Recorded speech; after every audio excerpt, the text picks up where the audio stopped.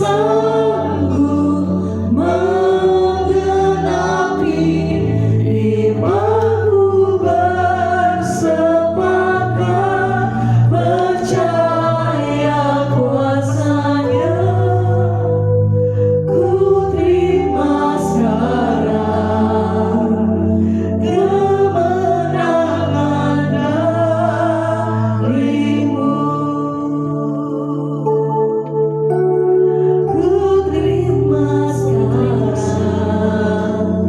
ku terima sekarang, ku terima sekarang kemenangan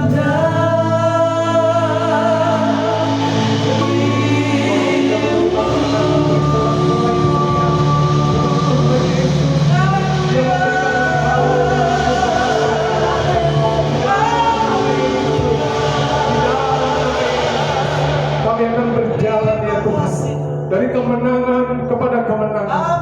Kami akan terus berjalan dari kemuliaan kepada kemuliaan sampai satu hari kelak Tuhan kami boleh berjumpa dengan Tuhan Yesus, kekasih hati kami, kekasih jiwa kami, kekasih atas kehidupan setiap kami. Terima kasih Bapak, terima kasih. Ini pujian kami, ini pengagungan kami, ini hidup kami Tuhan. Kami mau dedikasikan, kami mau persembahkan Tuhan segala perkara hidup kami kepada Tuhan. Kalau kami hidup adalah Kristus dan mati adalah keuntungan. Tuhan, biarlah Tuhan kehidupan kami adalah kehidupan Kristus yang beracara dalam setiap kehidupan kami. Terima kasih Bapak, terima kasih buat sore hari ini. Firman-Mu diberitakan Tuhan bagi setiap kami. Kami percaya Firman-Mu akan memberikan terang bagi jalan kami, kekuatan bagi hidup kami, dan bagi kami yang lemah Tuhan, kami akan beroleh kekuatan yang baru daripada Tuhan. Kami akan terus diperbaharui dari sehari ke sehari Tuhan, oleh firman kebenaran Tuhan dan oleh Roh Kudus yang hidup dalam kehidupan setiap kami. Terima kasih Bapak, terima kasih. Kami mau sambut kebenaran firman-Mu di dalam nama Tuhan Yesus Kristus. Haleluya. Semua yang diurapi dan diberkati Tuhan katakan amin, amin, amin, amin. Silakan duduk Bapak Ibu.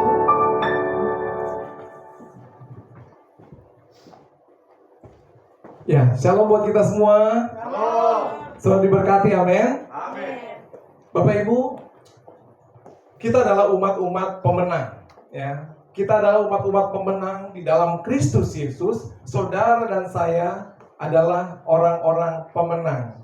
Katakan yang setuju, amin. Amin. Amin Bapak Ibu. Amin. Kita di dalam Kristus sebagai orang-orang yang telah berkemenangan, ya.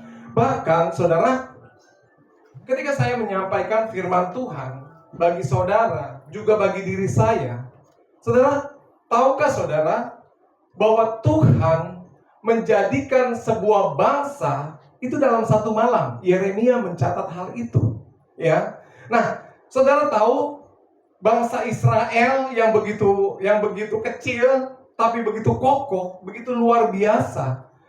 Seperti ada hal supranatural di dalam kehidupan bangsa Israel ini, ya.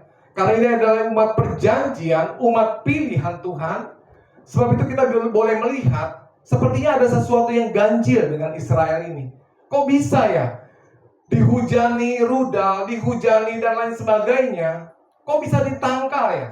Memang secara sains kita tahu itu adalah teknologi.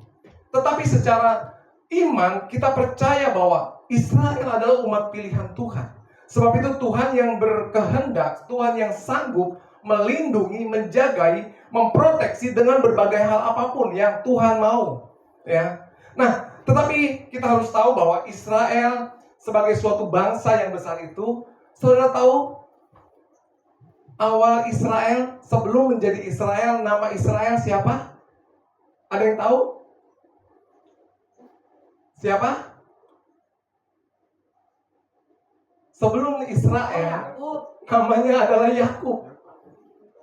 Dalam satu malam, ketika dia bergumul dengan Tuhan dan dia merasa menang melawan malaikat Tuhan yang bergumul dengan dia pegang kakinya, nggak boleh pergi sebelum malaikat itu memberkati dia. Malaikat ini berbicara tentang otoritas Tuhan yang memakai kehidupan malaikat untuk bergumul dengan Yakub. Nah, hari itu juga nama Yakub yang adalah penipu, yang adalah orang yang nggak benar-benar nggak layak di hadapan Tuhan, ya, diganti namanya menjadi Israel, Pangeran Allah, ya. Nah, disitulah dimulai satu bangsa melalui satu pribadi. Nah, saudara, kenapa di dalam Petrus dikatakan kamu, ya, kamulah bangsa yang terpilih, imamat yang rajani, bangsa umat kepunyaan Allah, ya. Nah, siapa bangsa yang dimaksud? Bangsa itulah adalah keturunan Abraham, keturunan Ishak, dan keturunan Yakub. Siapa? Saudara dan saya. Nah, kalau saya sedang menyampaikan kebenaran firman Tuhan sore hari ini, saya sedang menyampaikan firman Tuhan kepada bangsa-bangsa yang terpilih. Yang setuju katakan amin. Amin. Saudara, biarpun saudara berbicara tentang pribadi, saudara adalah bangsa di hadapan Tuhan.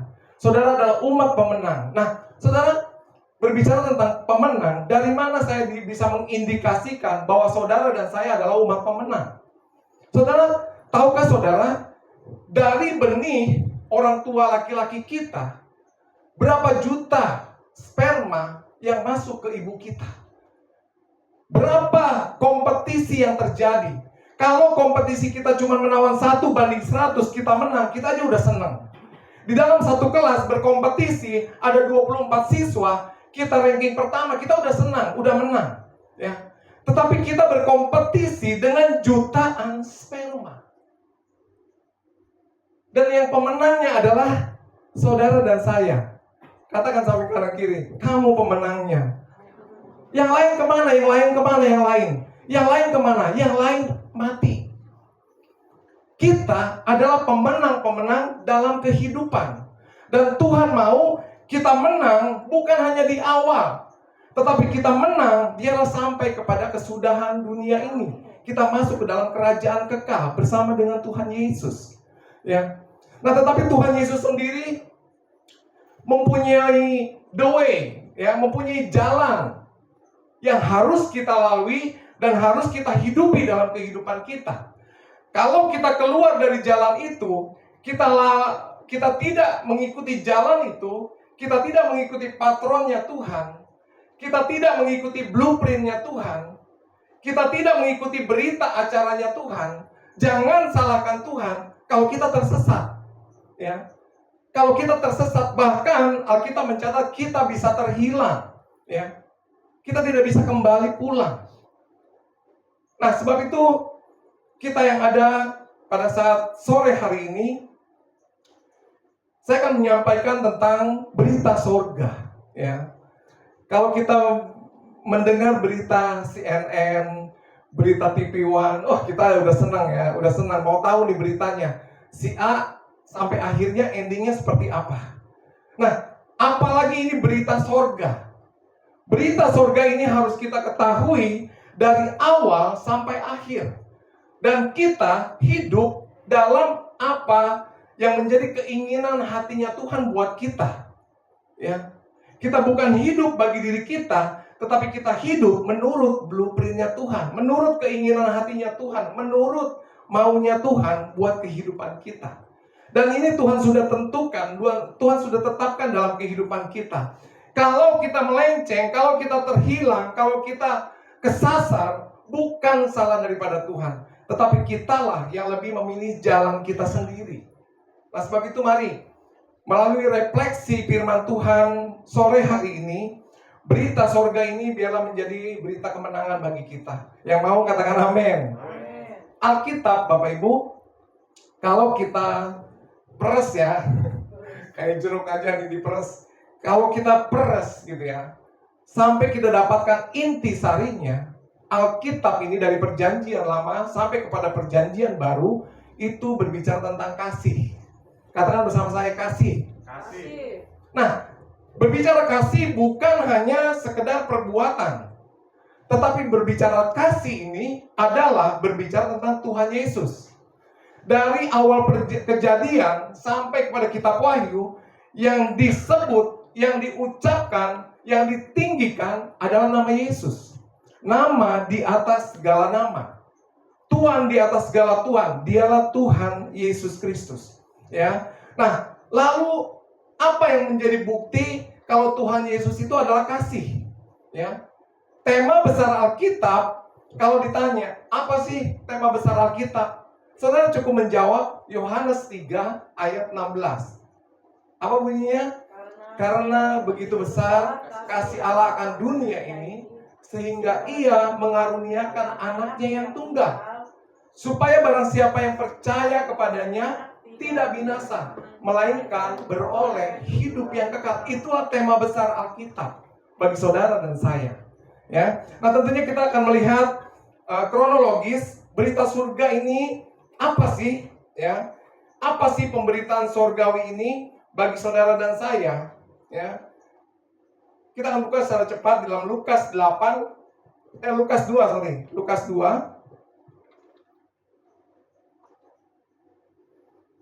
Berita sorga dibawakan oleh malaikat.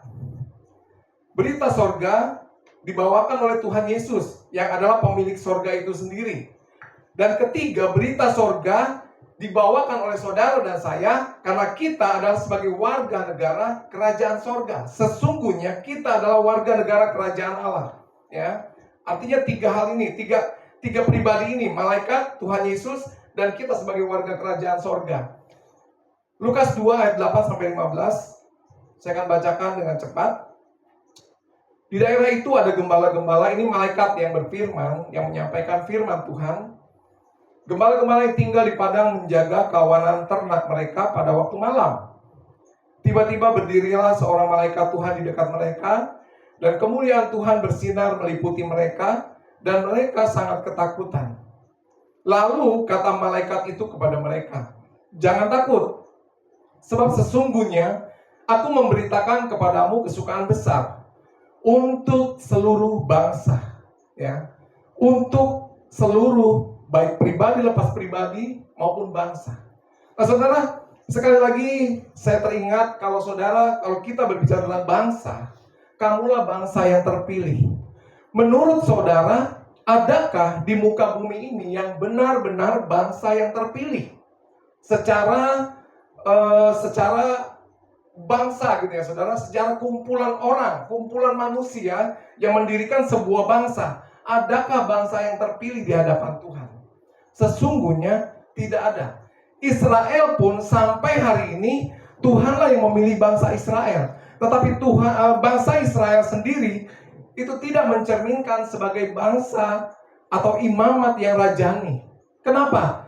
Karena mereka menolak Yesus Kristus sebagai Tuhan dan Juru Selamat. Tapi kenapa Israel masih powerful sampai hari ini? Karena Tuhan setia dengan janjinya. Dia akan menjaga, melindungi Israel dan memperkokoh kerajaan Daud melalui kerajaan Israel. Ya. Nah, tetapi bangsa Israel sendiri sampai hari ini sebagian besar mereka menolak Yesus. Ya. Artinya mereka mengkultuskan imam seperti zaman perjanjian lama. Tetapi di dalam Yesus Kristus, saudara dan saya adalah bangsa yang terpilih. Saudara dan saya adalah imam-imam Allah yang rajani. Bukankah luar biasa? Ya. Nah artinya ketika Tuhan berbicara tentang bangsa, tidak diperuntukkan untuk misalkan bangsa Amerika, bangsa Arab dan lain sebagainya. Tidak. Tetapi bangsa ini adalah keturunan Abraham, Ishak dan Yakub. Kita yang percaya kepada Yesus, kita menjadi salah satu bangsa yang dimaksudkan dalam kitab Petrus, ya, dalam surat Petrus, sebagai bangsa yang umat kepunyaan Allah. Ya. Nah, saya lanjutkan. Sebab sesungguhnya kata malaikat, aku memberitakan kepadamu kesukaan besar untuk seluruh bangsa. Hari ini telah lahir bagimu Juru Selamat, yaitu Kristus Tuhan di kota Daud. Dan inilah tandanya bagimu, kamu akan menjumpai seorang bayi dibungkus dengan lampin dan terbaring di dalam palungan. Dan tiba-tiba tampaklah bersama-sama dengan malaikat itu sejumlah besar bala tentara sorga yang memuji Allah, katanya, kemuliaan bagi Allah di tempat yang maha tinggi, dan damai sejahtera di bumi di antara manusia yang berkenan kepadanya. Ya. damai sejahtera di bumi di antara manusia yang berkenan kepadanya. Ya, artinya orang-orang terpilih. Ya, sekali lagi orang-orang terpilih itu saudara dan saya yang ada di dalam Kristus. Nah, setelah malaikat-malaikat itu meninggalkan gembala-gembala tersebut dan kembali ke sorga, ya, dengan membawa berita sorga, akhirnya malaikat ini kembali ke sorga. Gembala-gembala itu berkata seorang kepada yang lain, marilah kita pergi ke Betlehem. Garis bawahi Betlehem, untuk melihat apa yang terjadi di sana seperti yang diberitahukan Tuhan kepada kita. Ya, nah Bapak Ibu, kita akan melihat apa itu Betlehem. Ya, kita tidak akan berbicara tentang kelahiran Yesus secara spesifik, tetapi kita akan berbicara di mana Yesus lahir, yaitu di kota Betlehem. Nah, Betlehem dikatakan sebagai kota Daud, ya. Dan Betlehem juga dikatakan sebagai rumah roti. Dan kita sebagai bait Allah, kita adalah rumah roti di mana Tuhan Yesus tinggal dalam kehidupan kita, ya. Kata Ibrani, Betlehem memiliki dua bagian, ya. Bagian pertama adalah kata yang umum untuk sebuah rumah, tetapi memiliki arti keluarga Betlehem itu. Nah, kata ini juga dapat berarti bait suci, yaitu Betel. Dalam Alkitab berarti rumah Tuhan atau bait Allah, ya, bait Allah. Nah, yang saya maksudkan dengan Betlehem sebagai rumah Allah, sebagai bait Allah, ya. Sekarang menjadi pertanyaan bagi kita. Apakah kita percaya bahwa Yesus itu lahir di dalam hatimu dan hatiku? Apakah dia menjadi sungguh-sungguh sepenuhnya menjadi roti kehidupan dalam hidupmu dan hidupku? Apakah sungguh-sungguh Tuhan itu menjadi satu keluarga di dalam hidup kita? Ya, karena Betlehem berbicara tentang kehidupan kita, kita sebagai bait Allah, kita sebagai miliknya, dan kita sebagai rumah roti, di mana di dalam kehidupan saudara dan saya, itu ada roti kehidupan. Mana sorgawi yang turun dari sorga, itu tinggal dalam Betlehem. Siapa Betlehem? Saudara dan saya. Nah saudara, kalau Yesus yang adalah roti kehidupan, tinggal dalam kehidupan saudara, janji firman Tuhan, saudara tidak akan lapar lagi secara pencarian. Saudara sudah menemukan Kristus Yesus sebagai Tuhan dan Juru Selamat di dalam hidupmu. Bukan di luar, tetapi di dalam hidupmu. Ya, dia turun atas hidupmu, dia tinggal di dalam hidupmu, dan dia ada dalam hidupmu, dia menyertai hidupmu baik dari luar maupun dari dalam. Dan dia adalah roti kehidupan yang kita nikmati dalam kehidupan kita. Sebab itu, ketika Yesus lahir dalam kehidupan kita, kerajaan Allah itu turun dalam kehidupan kita, maka yang ada adalah damai sejahtera, sukacita. Siapa yang mengerjakan dalam hidup kita? Roh Kudus. Nah, saudara, untuk memastikan apakah Tuhan bertahta dalam kehidupan saudara, saudara dapat introspeksi diri saudara ketika mengalami kejadian demi kejadian, permasalahan demi permasalahan, pergumulan demi pergumulan. Apakah ada damai sejahtera yang saudara bisa rasakan dalam hati saudara? Apakah tetap, kok saya bingung ya? Saya padahal habis kehilangan sesuatu. Ataukah saya habis ditipu sama orang? Tapi kok rasa damai, rasa sukacita, kok tetap menguasai hati saya? Nah, itu sebagai suatu tanda bahwa Roh Kudus itu tinggal dalam kehidupan saudara dan saya. Tuhan Yesus sebagai roti kehidupan tinggal dalam kehidupan saudara dan saya. Saudara, berapapun harga yang harus saudara bayar, saudara tidak bisa membayar untuk yang namanya sukacita. Saudara tidak bisa membayar untuk yang namanya damai sejahtera. Karena itu adalah milik kerajaan Allah yang hidup dalam kehidupan saudara. Artinya, jika Yesus yang bertahta dalam kehidupan saudara, dia adalah raja di atas segala raja. Dia adalah raja atas kerajaannya. Ya. Dia memerintah atas hidup kita, dan dia bisa memberikan damai sejahtera, sukacita yang melampaui segala akal. Kedepan kita akan mengalami masa-masa yang mungkin sulit menurut ekonomi, ya, sulit menurut keadaan, situasi, zaman dan lain sebagainya. Perangnya di mana-mana, dampaknya ke seluruh bumi, ya.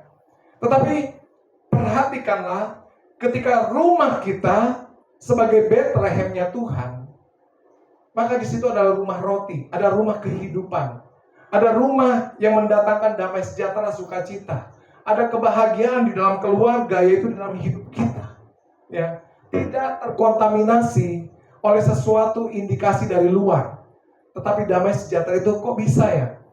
Saya mengalami begini kok tetap ada damai sejahtera, kok tetap ada sukacita. Nah, kalau saudara tidak memiliki hal tersebut, saudara minta sama Tuhan, Tuhan, tinggal dalam hatiku, bertahta dalam hidupku Tuhan. Kalau semuanya baik, semuanya lancar, semuanya aman, terkendali, saudara sepertinya merasakan damai, saudara sepertinya merasakan sukacita, itu nggak aneh, ya. Tetapi ketika tantangan dalam keluarga, dalam rumah tangga, dalam pekerjaan, dalam situasi kondisi yang saudara hadapi, tapi saudara bisa mengalami sukacita, damai sejahtera, itu yang luar biasa Bapak Ibu, ya. Artinya ada Tuhan Yesus yang bertahta dalam kehidupan saudara dan saya, ya. Nah, bagian pertama Bethlehem ini adalah sebagai bait suci, yaitu rumah keluarga dari kehidupan kita. Bagian kedua, Bethlehem itu adalah rumah roti, yaitu dalam bahasa Ibrani memiliki arti penting bahwa dialah roti kehidupan itu, ya. Saya minta Lina tolong bacakan di dalam Yohanes 6 ayat 51. Yohanes 6 ayat 51. Yohanes 6 ayat 51. Akulah roti hidup yang telah turun dari sorga. Amin. Jikalau seorang makan dari roti ini, ia akan hidup selama-lamanya. Amin. Dan roti yang kuberikan itu ialah dagingku yang akan kuberikan untuk hidup dunia. Saudara, ya, roti kehidupan ini Tuhan katakan untuk hidup kosmos, ya. Untuk hidup kosmos, bukan rice cooker Bapak Ibu, tetapi untuk hidup kosmos ini artinya untuk hidup kita yang masih berada di dunia panah ini, ya. Dia menjadi roti kehidupan bagi saudara dan saya. Yang mengerti katakan amin. Amin. Dia menjadi roti kehidupan bagi saudara dan saya, ya, yang kuberikan untuk hidup selama kita masih ada dalam dunia yang fana ini, ya. Ayat 57 dan 58 ya, Lin. Ayat 57 dan 58. Oke. Ketika Yesus memandang sekelilingnya. Salah nggak? Yohanes 6 ayat 57. Iya. Sama seperti Bapa yang hidup mengutus aku, Ya. dan aku hidup oleh Bapa, Amin. demikian juga barang siapa yang memakan aku akan hidup oleh aku. Amin. Inilah roti yang telah turun dari sorga, bukan roti seperti yang dimakan nenek moyangmu dan mereka telah mati. Barang siapa makan roti ini, ia akan hidup selama-lamanya. Amin. Saudara, setiap awal bulan kita melakukan perjamuan kudus, ya. Kita makan roti sebagai bukan lambang, tetapi dengan iman kita mau katakan ini adalah roti yang tubuh Yesus yang dipecah-pecahkan bagi kita. Dan dengan kita memakan roti tersebut, kita sudah mendeklarasikan bahwa kita menjadi satu dengan Kristus. Kita sedang memakan daging Yesus, ya, tanda kutip, quote and quote, ya, saudara. Nah, ketika kita menyadari bahwa apa yang kita makan ini sebagai tanda bahwa kita menyatu dengan Kristus Yesus, saudara akan melihat mujizat demi mujizat seharusnya terjadi dalam hidup saudara. Karena ada penyatuan antara tubuh Kristus dengan tubuh kita yang duniawi ini, yang panah ini. Nah, untuk mendatangkan apa? Untuk mendatangkan damai sejahtera, sukacita, dan lebih lagi untuk bekal kehidupan saudara dan saya ketika kita masih ada di bumi ini, ya. Nah, saudara, ketika saudara mengerti kebenaran ini, saudara akan terus belajar untuk mencari, mendapatkan Yesus, makan dari tubuh dan minum dari darah Yesus. Artinya apa? Kita terus akan bersekutu dengan Dia.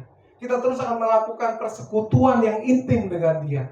Bukan saja di jam-jam tertentu, tetapi dimanapun kita berada, kita bisa menyembah Dia. Kata Tuhan, engkau tidak akan lagi menyembah aku di gunung ini, di gunung Gerizim, atau di gunung yang lain, atau bahkan di Yerusalem, yang dimana tempat orang-orang Yahudi menyembah. Tetapi akan datang satu masa bahwa engkau akan menyembah aku di dalam roh dan kebenaran. Artinya, Kita tidak lagi menyembah Tuhan dibatasi oleh tempat, tetapi dimanapun saudara dan saya berada, makanlah roti kehidupan itu. Lewat apa? Lewat sembah Dia, komunikasi dengan Dia, hubungan dengan Dia. Karena Dia seperti layaknya keluarga dalam kehidupan kita.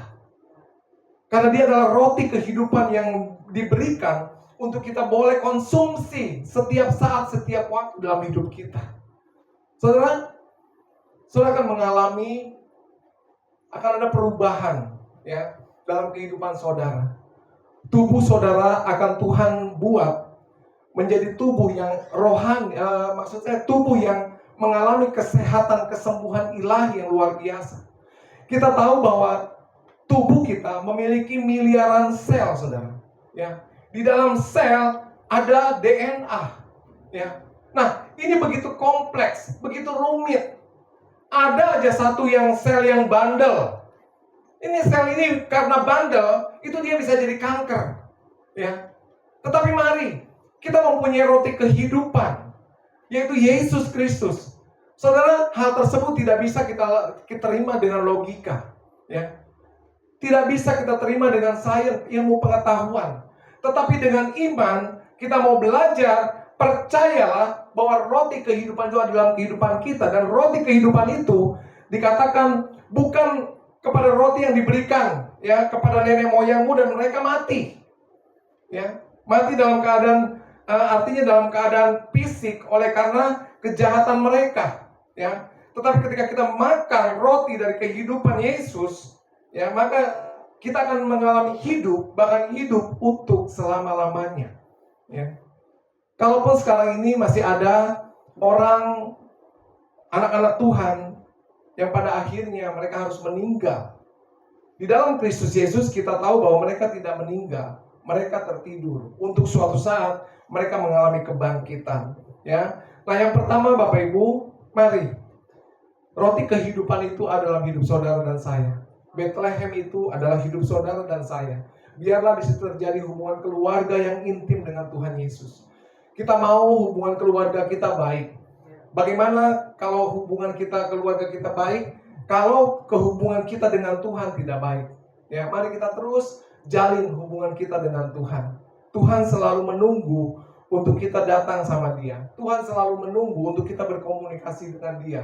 Tuhan selalu menunggu untuk kita mengkonsumsi Dia setiap saat, setiap waktu dalam kehidupan kita. Sembah Dia dalam roh dan kebenaran. Artinya, dimanapun kita berada, saudara dan saya, kita bukan lagi manusia daging, ya. Tapi ketika kita menerima Kristus Yesus sebagai Tuhan dan Juru Selamat, saudara dan saya adalah manusia baru dalam Kristus, diciptakan menurut Tuhan, ya. Dan dikenakan tubuh yang tidak dapat binasa, yaitu roh yang ada dalam kehidupan saudara dan saya. Nah, sebab itu, kalaupun saudara bisa dengan penyembahan dari hati, lakukan penyembahan dari hati. Kalaupun saudara bisa melakukan penyembahan dengan perkataan, pujian, dan lain sebagainya, lakukan. Sekali lagi, hidup saudara dan saya adalah hidup Kristus. Hidup kita adalah hidup oleh karena Kristus, ya. Nah, yang pertama, biarlah kita menjadi rumah Bethlehem bagi kehidupan Tuhan Yesus dalam kehidupan kita, ya. Nah, yang kedua, kalau hal pertama tadi disampaikan oleh malaikat Tuhan, yang kedua, Yesus sebagai pemilik sorga, Dia yang menyatakan, ya, ketika di usia 33 tahun setengah, Dia mulai memberitakan tentang Injil Kerajaan Allah, ya. Dalam Matius 4 ayat 23, boleh Lina tolong bacakan? Matius 4 ayat 23. Matius 4 ayat 23, Yesus pun berkeliling di seluruh Galilea. Ia mengajar dalam rumah-rumah ibadat dan memberitakan Injil Kerajaan Allah, serta melenyapkan segala penyakit dan kelemahan di antara bangsa itu. Amin. Ya. Nah, Bapak Ibu perhatikan, ya. Memberitakan Injil Kerajaan Allah disertai yaitu dengan melenyapkan segala penyakit dan kelemahan. Nah, saudara, di antara bangsa itu, ya, di antara bangsa itu, ya, di antara bangsa itu artinya di antara bangsa yang ada pada masa itu, ya. Nah, saudara perhatikan, memberitakan Injil Kerajaan Allah serta melenyapkan segala penyakit. Nah, saudara, Kerajaan Allah itu bukan bicara nanti. Tetapi kerajaan Allah itu sudah turun, yaitu dalam kehidupan saudara dan saya. Kapan waktunya turun? Yaitu ketika Yesus Kristus menjadi Tuhan dan Juru Selamat atas hidup saudara dan saya. Ya, di sana juga dikatakan bahwa sesungguhnya kerajaan Allah itu ada di antara kamu. Lukas 17 ayat 21 saya bacakan. Juga orang tidak dapat mengatakan, lihat, ia ada di sana, ia ada di sini, atau ia ada di sana. Sebab sesungguhnya kerajaan Allah ada di antara kamu. Ya. Artinya kerajaan Allah ada di antara saudara dan saya.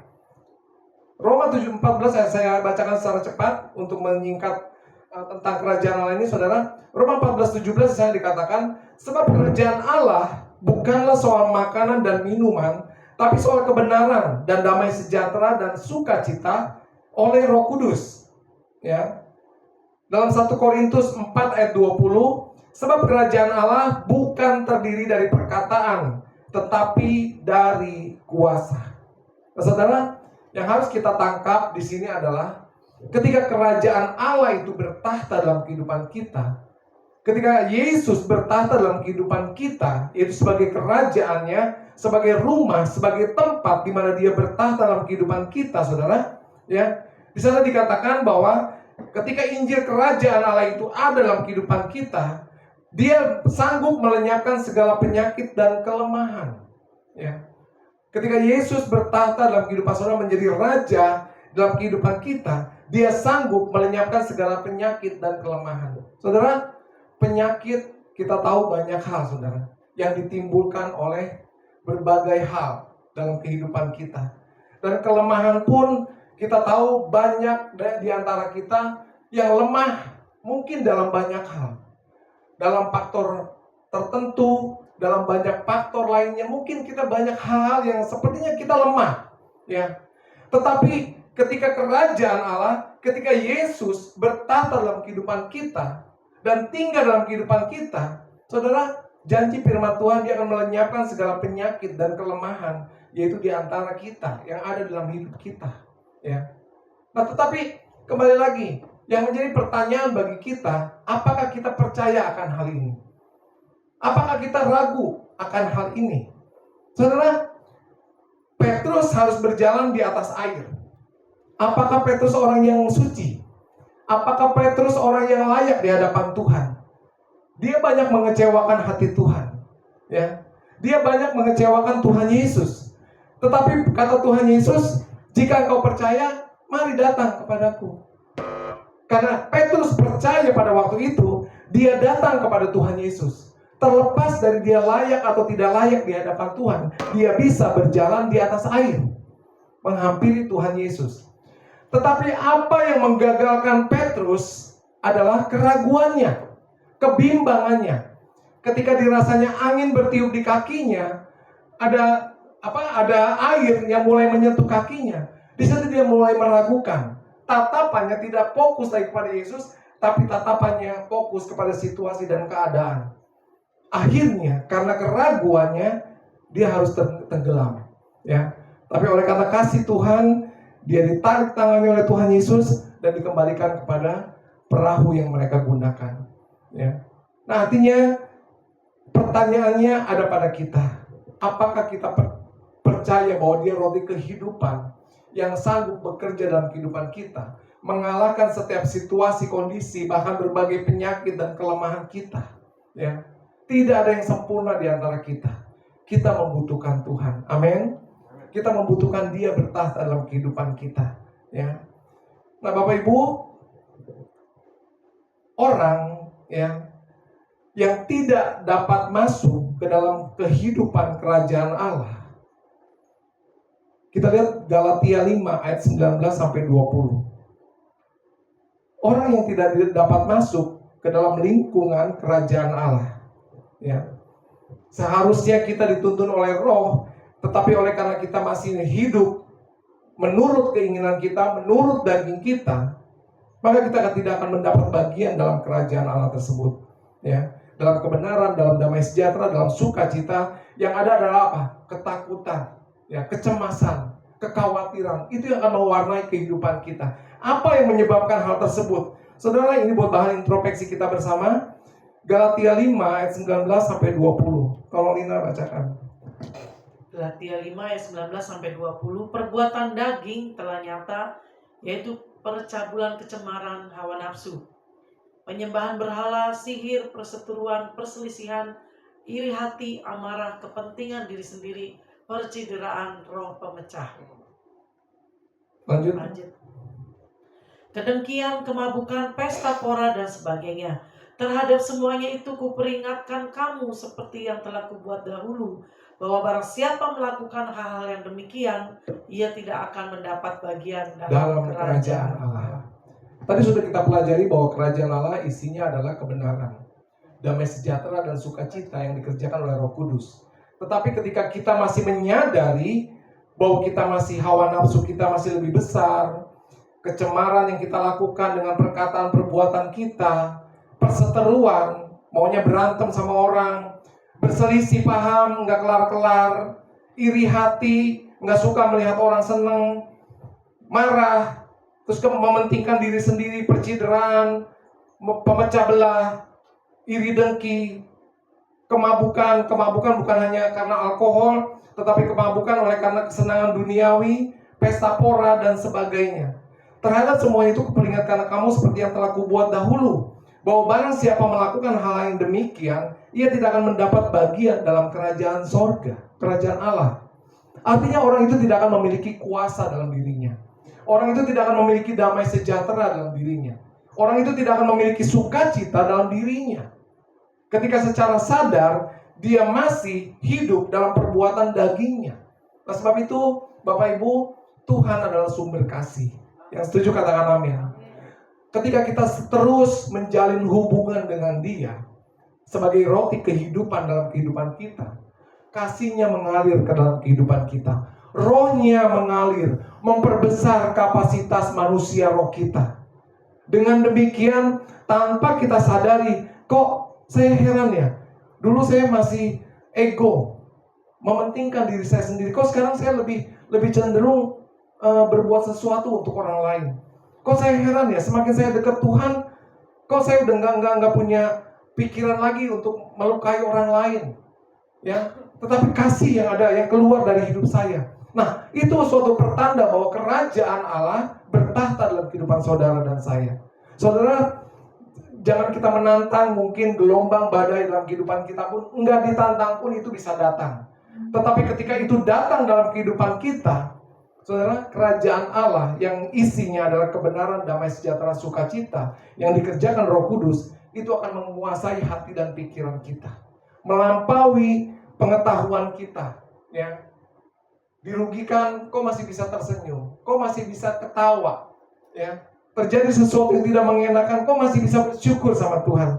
Artinya kerajaan sorga atau kerajaan Allah bertahta dalam kehidupan saudara dan saya. Amin, Bapak Ibu.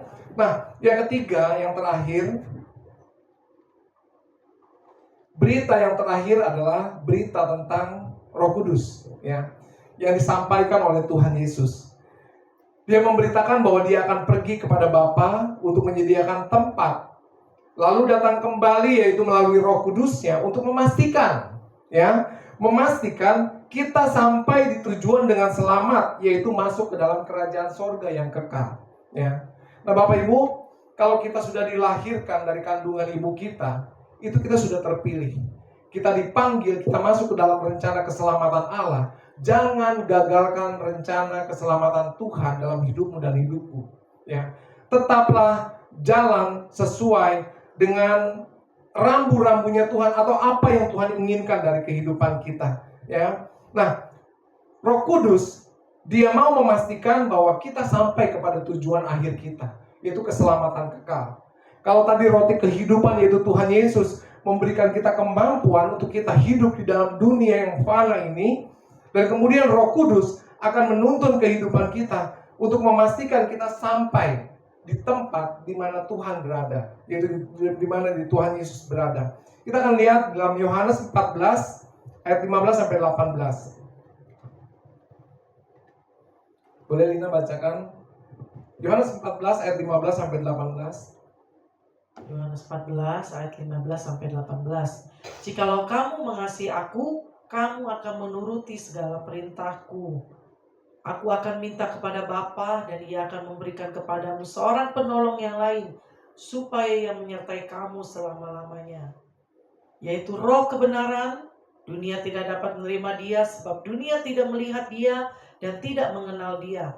Tetapi kamu mengenal Dia sebab Ia menyertai kamu dan akan diam di dalam kamu. Amin. Aku tidak akan meninggalkan kamu sebagai yatim piatu. Aku datang kembali kepadamu. Amin. Amin. Ya. Nah, Tuhan Yesus pernah naik ke dalam kerajaan sorga dan Dia turun kembali melalui Roh Kudusnya, yaitu Dia menyertai saudara dan saya, dan Dia diam dalam kehidupan saudara dan saya, dan tidak akan pernah meninggalkan saudara dan saya, bahkan tidak akan menjadikan saudara yatim atau piatu. Ya, aku akan datang kembali kepadamu. Ya, nah saudara, inilah peran Roh Kudus dalam kehidupan kita. Dia memastikan untuk menuntun kita sampai kepada kehidupan kekal kita. Ya, saudara, jangan kita membohongi diri kita sendiri. Kita pasti tahu ya bahwa tujuan akhir kehidupan manusia cuma ada dua tempat. Tempat yang terpisah dari Tuhan, dan satu tempat lagi, tempat yang kita bersama-sama berada bersama dengan Tuhan. Ya, nah, saudara, itulah yang menjadi destinasi terakhir kita. Kalau kita masih ada dalam dunia ini, kita sedang masih ada dalam persinggahan. Dan kita harus tahu apa yang menjadi maksud dan tujuan Tuhan atas kehidupan setiap kita. Ya, setiap kita ditujukan oleh Tuhan mengalami proses kehidupan di dalam dunia ini, dan Tuhan mau setiap kita, sebagaimana kita telah menang di awal, Dia mau kita menjadi pemenang di akhir. Ya, Dia mau kita menang sampai tujuan akhir kita. Ya, saudara, kita tidak lagi terpengaruh oleh situasi dan kondisi. Tergantung bagaimana respon kita. Orang mungkin di sebelah kita, di sekitar kita, atau suami atau istri kita, mungkin sepertinya menjengkelkan kita. Tergantung bagaimana respon kita.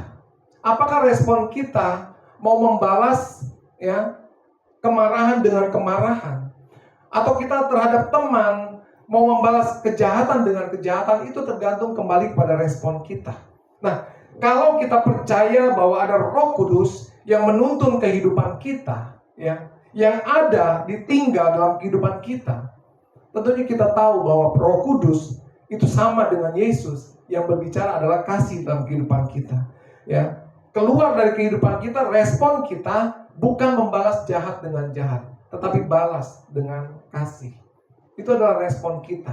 Nah, jika demikian, kita membalas dengan hal tersebut, dengan kasih, maka damai sejahtera Kristus, sukacita Kristus, bahkan damai sejahteranya itu, kebahagiaan Tuhan dalam kehidupan kita, itu seperti gelombang laut yang tidak pernah berhenti.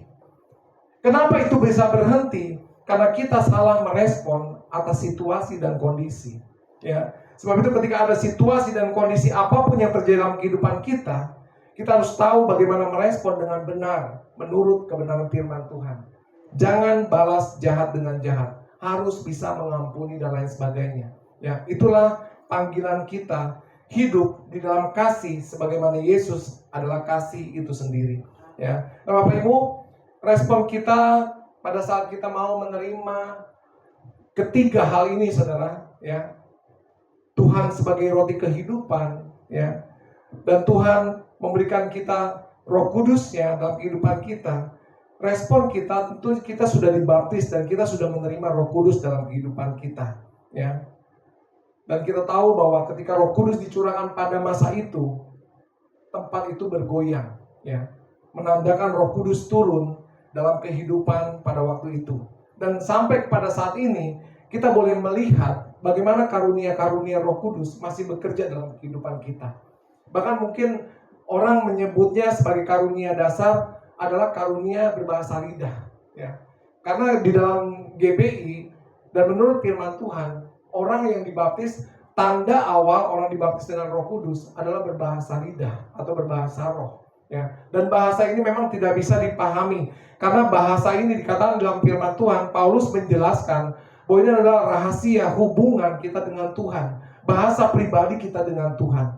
Ya, bahkan kita sendiri nggak mengerti maksudnya, tetapi Dialah yang dapat jauh melakukan lebih besar daripada apa yang kita kerjakan dan doakan. Ya, Tuhan sanggup melakukan semua perkara dahsyat untuk kehidupan kita. Dan ketika kita berdoa di dalam Roh Kudus, kita akan dipastikan bahwa kita tidak akan pernah salah dalam berdoa. Ya, ketika kita berdoa dengan bahasa kita, mungkin kita bisa berdoa menurut keinginan kita, menurut kehendak kita. Tapi ketika kita dibaptis dengan Roh Kudus dan tanda awal itu berbahasa roh, maka bahasa roh itu akan menjadi bahasa kehidupan kita dengan Tuhan, hubungan kita dengan Tuhan. Ya, jangan saudara digoncangkan dengan pengajaran-pengajaran. Oh, karunia roh kan banyak, bukan berbahasa roh aja. Justru dari mulai berbahasa roh inilah, maka karunia-karunia yang lain akan diperlengkapi dalam kehidupan saudara dan saya. Ya, miliki hubungan intim. Bagaimana Bethlehem itu berbicara tentang rumah, berbicara tentang hubungan kita dengan Tuhan, miliki hubungan yang intim. Sembah Dia, puji Dia, berdoa dalam roh dan kebenaran. Ya. Nah, Bapak Ibu, kita akan baca ayat firman Tuhan yang terakhir dalam Yohanes 6 ayat 37 sampai 40.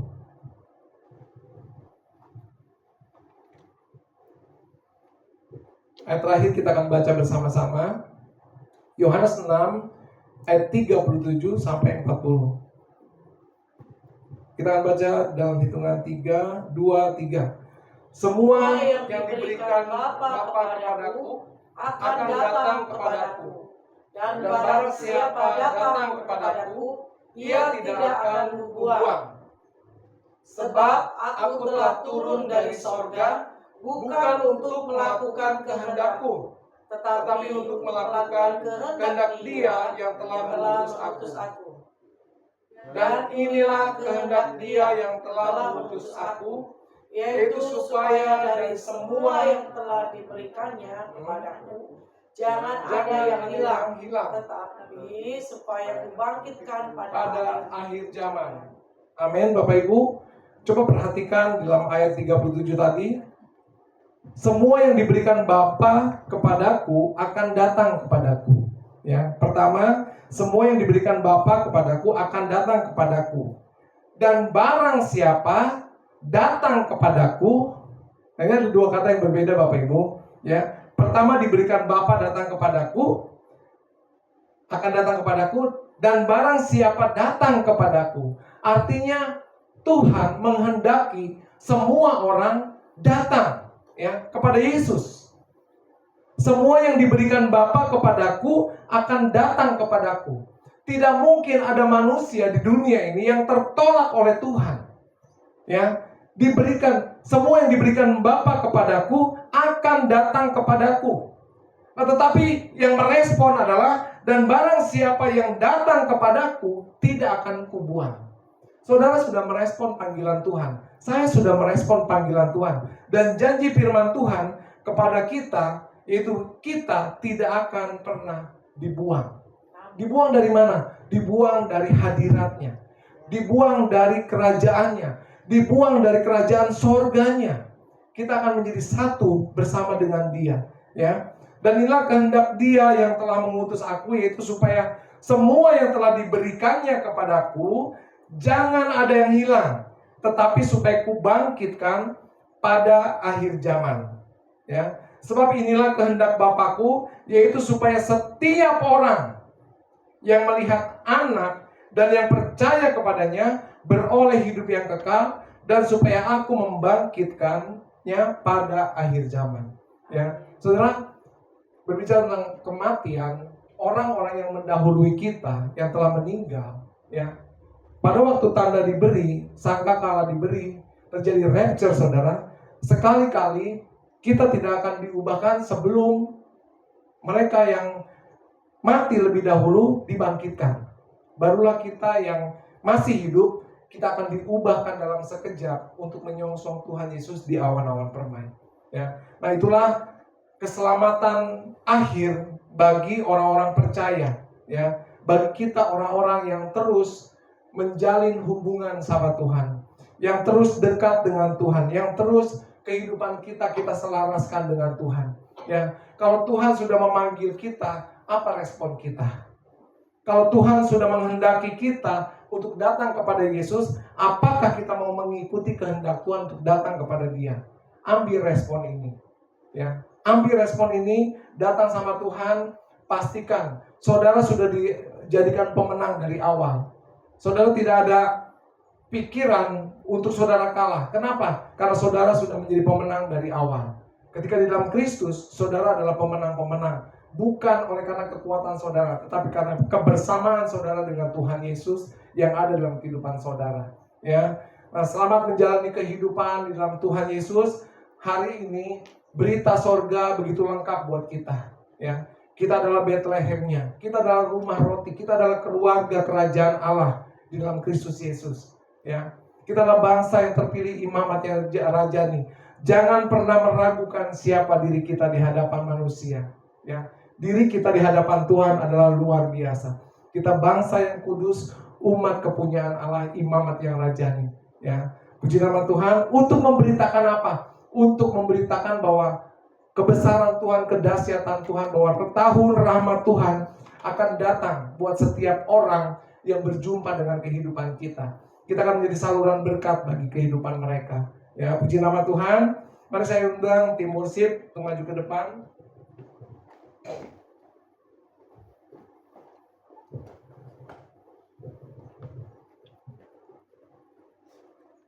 Ya, tadi ada lagu yang saya minta sama Alina. Tiap langkahku diatur oleh Tuhan. Ya. Lagu lama, tapi kita mau belajar. Kita lihat dalam lagu ini bahwa kehidupan kita akan dituntun, ya, oleh Roh Kudus sampai kepada rumah Bapa, yaitu sorga yang baka atau sorga yang kekal.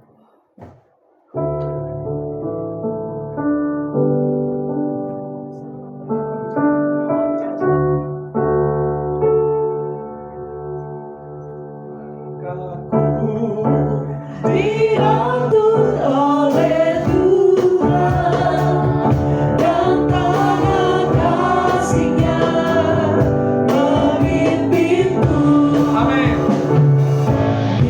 tengah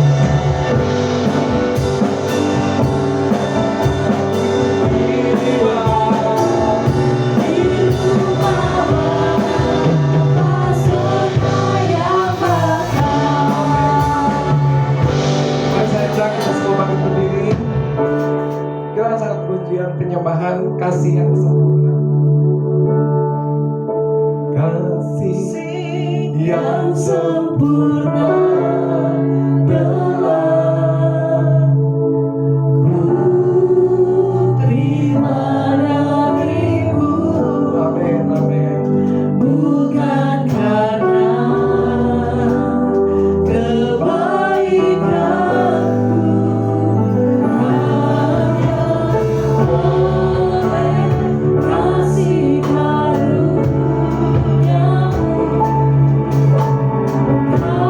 Kau pulihkan aku, layakanku untuk dapat membangkitkan hari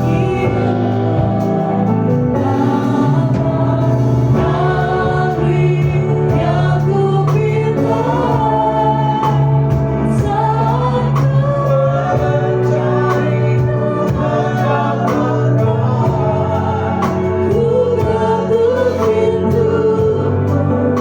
dan Kau bukakan saat Kau Bapa-Ku, Bapa yang Kau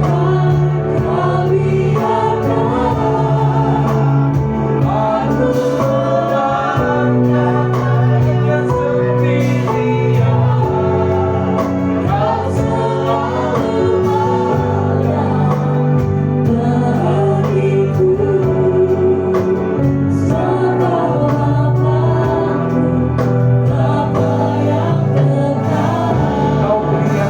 minta.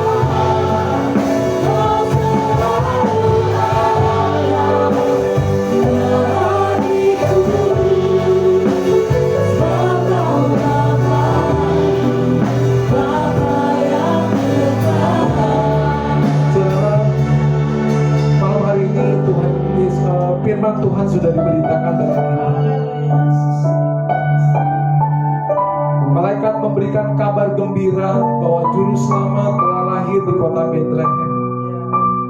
Bethlehem adalah hidup saudara dan saya menjadi rumah roti, yaitu rumah roti kehidupan, rumah di mana Yesus tinggal dan bertahta dalam kehidupan saudara. Dan rumah sebagai keluarga kerajaan surga, kerajaan Allah yang tinggal dalam kehidupan saudara dan saya. Dan kemudian Yesus sebagai pemilik surga, dia memberitakan tentang kerajaan Allah yang berisi kebenaran, damai sejahtera, sukacita yang dikerjakan Roh Kudus. Dan kerajaan Allah bukan berbicara tentang makanan minuman, tetapi berbicara tentang kuasa.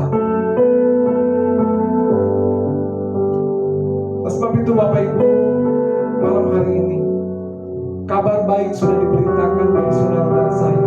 Tetap teguhkan imanmu, teguhkan pengharapanmu di dalam Tuhan. Karena ada Roh Kudus yang memastikan untuk kau sampai di tempat tujuan dengan selamat.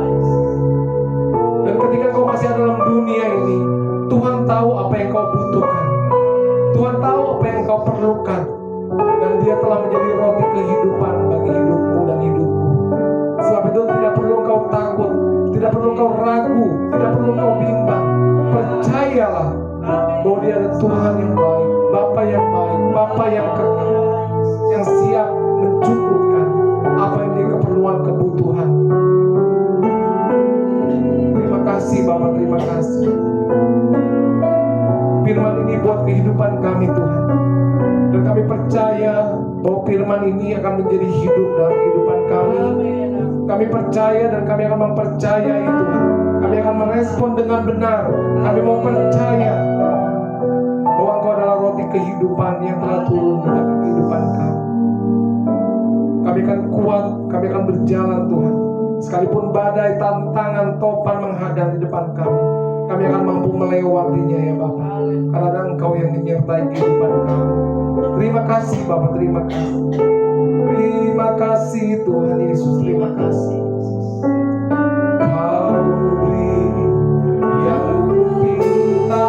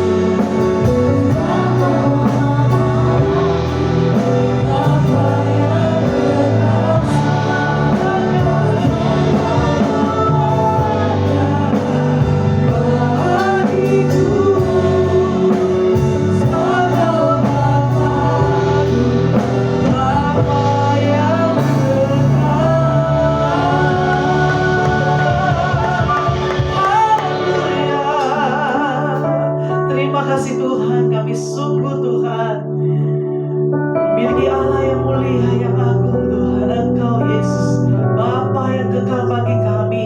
Engkau menyertai kami bahkan sampai kesudahan. Tidak ada Allah lain selain Engkau ya Tuhan.